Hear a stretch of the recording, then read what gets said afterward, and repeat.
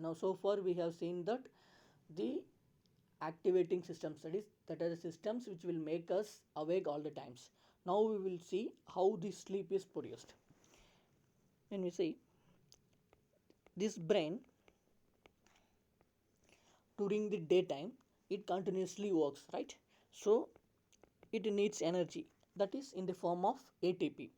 As the day proceeds, this ATP gets depleted, right, or ATP gets metabolized, and this metabolized ATP get converted into adenosine, right?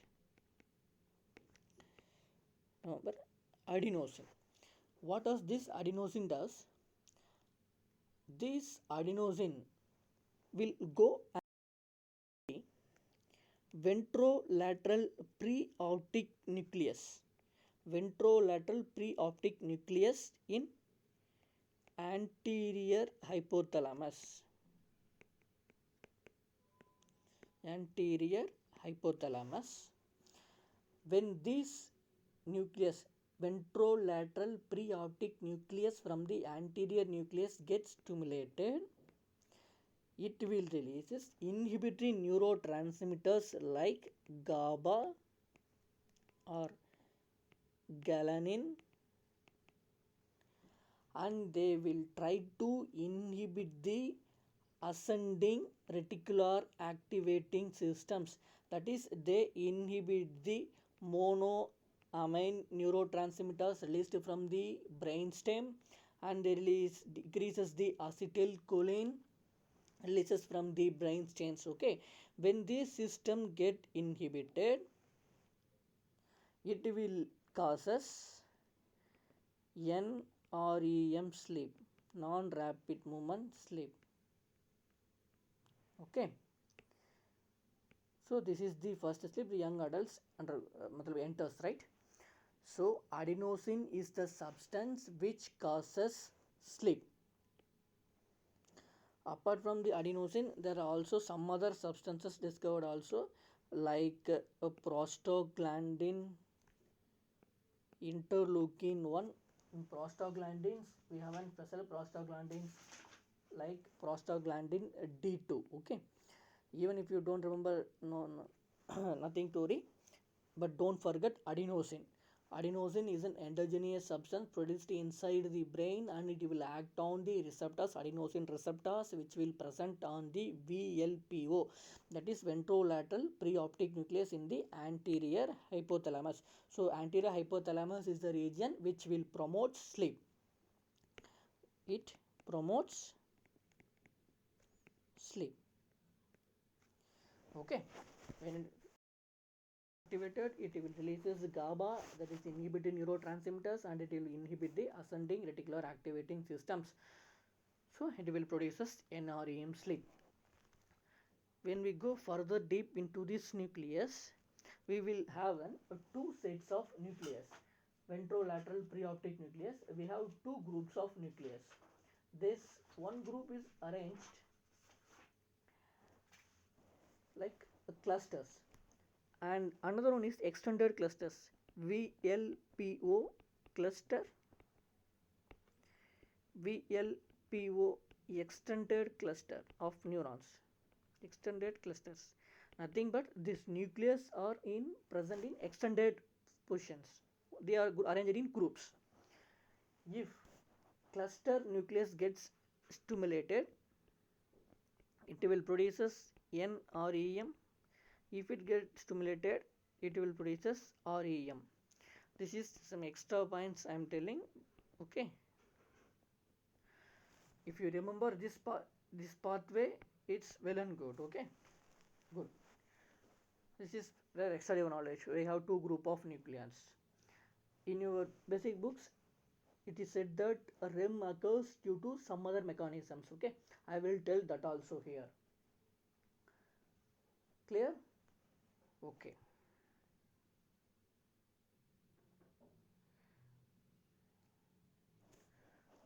Now we will see how REM sleep occurs.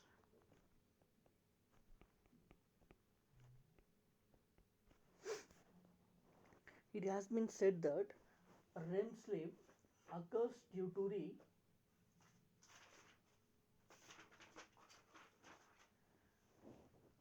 inhibition, that is, it is depends upon the availability of the neurotransmitter and the monoamines. REM sleep occurs due to the reciprocal inhibition between monoamine, it's a reciprocal inhibition between a monoamine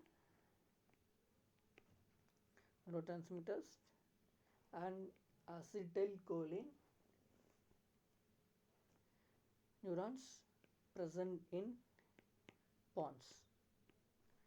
We have seen that in the pons we have two sets of nucleus, that one produces a wake state and another one produces REM sleep, right? Whenever this acetylcholine concentration increases in the pons due to action of reasons, when this acetylcholine in these pons getting increased, it will inhibit the other monoamine neurotransmitters from the brain stem, and these neurons from the pons, it will reaches the hypothalamus and the cortex and produces the REM kind of state, REM kind of states. Okay, this when we record, or they will give a special name for this, ponto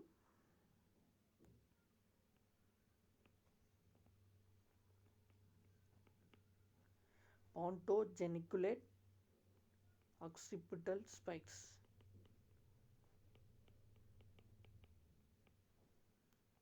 Simply we call it as PGO spikes. That is, if acetylcholine in the pons, that is the REM producing neurons, is activated, it will inhibit the monoamine neurotransmitters of the other regions and it will produces REM sleep. The spikes, which if we record the brain activity during this stage, if we trace track of that pathway, it will starts from pons and it will ends at the occipital regions. Okay, the spikes will be well recorded in the occipital regions. That's why they call it as a pontogeniculate occipital spikes. It is PGO spikes. Okay, so far we have seen that how the NREM sleeps and REM sleeps occurs, right? The switch between NREM and REM takes place kind of one flip flop. Okay, whenever that cluster regions VLPO cluster gets stimulated, it produces NREM, and these extended clusters take time to get activated. After NREM, REM comes. Okay, so after that REM sleeps. This is one of the reason for REM, and this is the another reason for the REM sleep. Okay, like kind of an flip flop circuits exist between the transition from the NREM and REM stage. Okay, okay.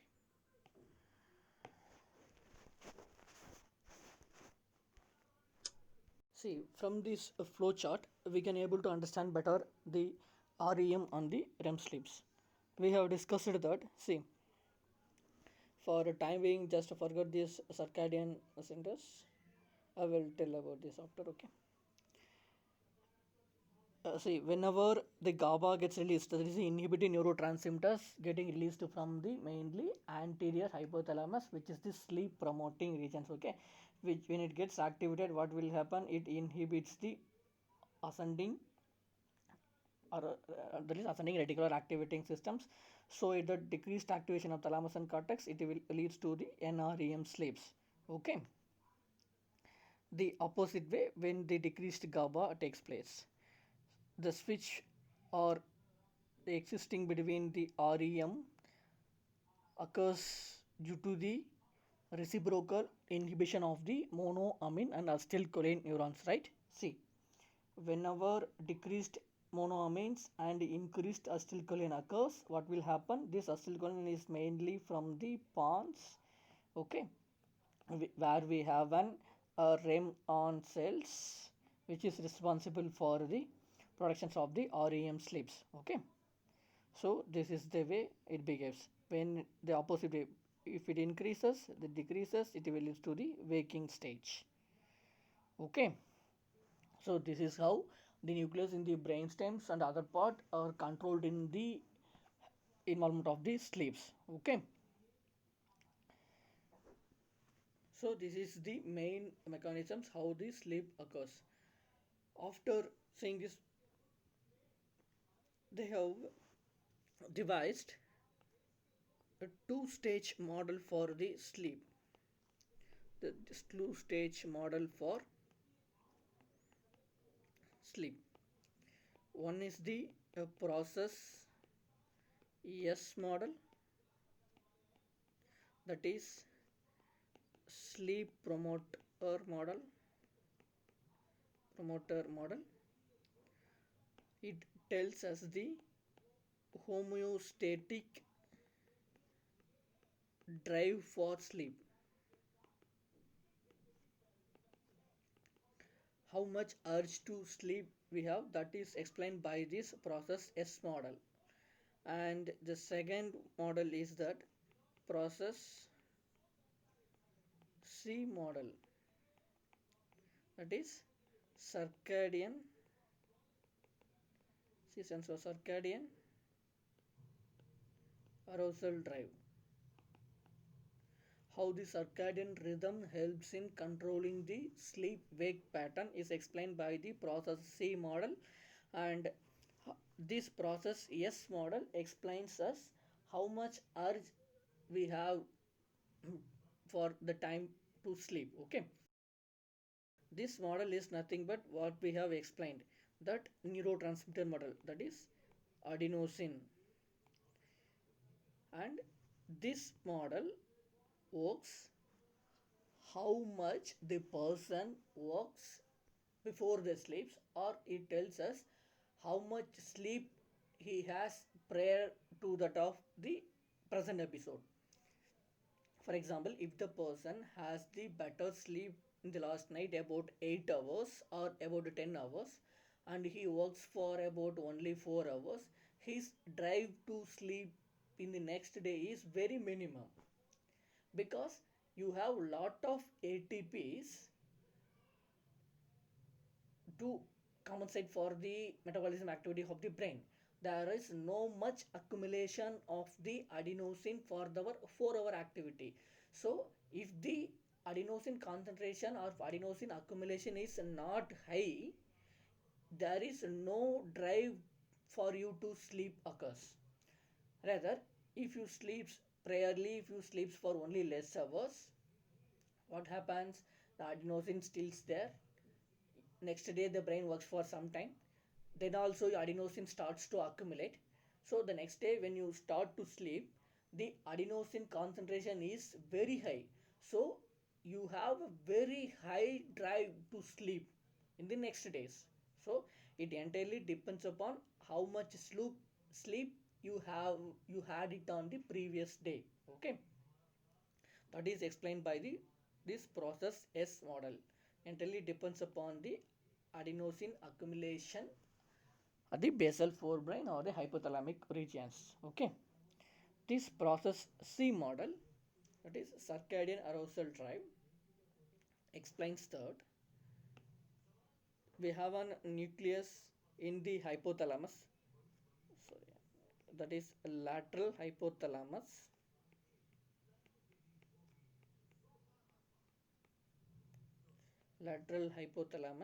we have a nucleus called suprachiasmatic nucleus. What? Suprachiasmatic nucleus. This suprachiasmatic nucleus, it receives innervation from the retina during daytime. it releases fibers from the retina to the suprachiasmatic nucleus, that is retinohypothalamic fibers, retinohypothalamic fibers, and it will entrain the biological clock which is already present inside the suprachiasmatic nucleus. That we have an internal clock in suprachiasmatic nucleus that helps us the 24-hour circadian rhythm in our body and helps in controlling many activities like secretion of hormones, temperature control and everything. Okay, so we have an internal biological clock that will works at the rate of like a 24 hours interval or about 25 to 26 hours interval. Okay, further, this biological clock is entrained by the external stimulus like light. Okay, this light helps in just modulating the internal clock and helps us to have an 24-hour cycle of. If the light is not there, it is the cycle is little bit longer. The light helps in just modulating the internal clock which is already present in here. Okay, so these fibers, when it gets activated the suprachiasmatic nucleuses, there won't be any sleep,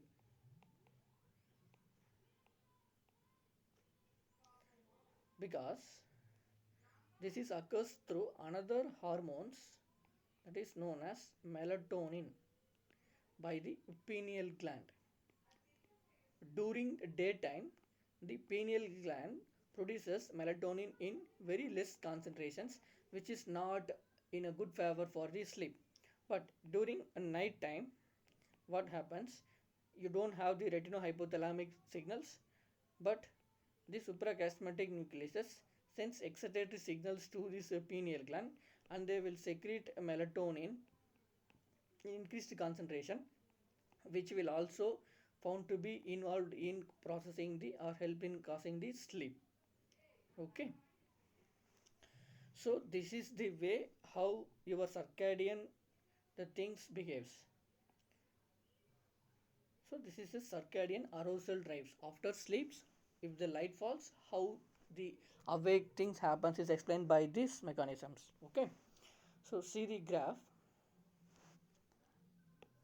See, this S indicates the process S model, that is the sleep promoter or homeostatic drive for the sleep. This is the time of day from the 7 a.m. that is in the 24 hours time durations. See, this is around 11 p.m. right? 11 p.m. This is again 8 a.m. So, and you see as the day proceeds, the 11 a.m. you have an high homeostatic drive for these sleeps, because adenosine start to get accumulated. This adenosine accumulation is very higher during these times, and also when this day proceeds, your drive for the sleep decreases and the circadian drive for the awakeness is increases. See, the both thing happens together here. This drive decreases when they are about to sleep, and the arousal also increases. The opposite takes place in the during the time where he about to sleeps. And also, and during the awake, what is happening? It is the day proceed now from the 8 a.m. to the evening, right? As the day proceeds, your drive for the sleep increases. At the same time, the arousal drive, circadian arousal drive will start to have a decreasing slopes. Okay, you just go see this and you correlate with the two processes we already decreased. As the person starts at the day, circadian arousal increases. As the day proceeds, the homeostatic drive for the sleep increases. Okay, okay. This completes the how the sleep generating mechanism occurs. Okay.